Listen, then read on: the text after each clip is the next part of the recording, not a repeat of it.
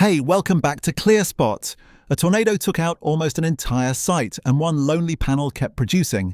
That is not luck, that is data. Extreme events are where design, mounting, and quality assumptions get tested the hard way. ClearSpot's agents turn those events into design input, rather than just insurance paperwork.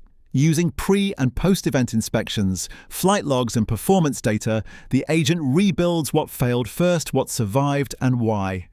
Instead of manual forensic work across thousands of photos and logs, the agent clusters damage patterns by hardware type, location, and orientation. We walk through why that one panel survived, examining mounting details, orientation, and local shielding. Then we translate those findings into standards for future builds so designs become more resilient. Build an extreme weather checklist for design reviews and maintenance audits driven by actual failure data rather than generic guidelines. Download the Extreme Weather Forensics checklist and a sample post-event analysis from the ClearSpot demo page by requesting the Extreme Weather resource for this video. Like, share, and subscribe for more solar insights. ClearSpot, smart device, smarter decisions.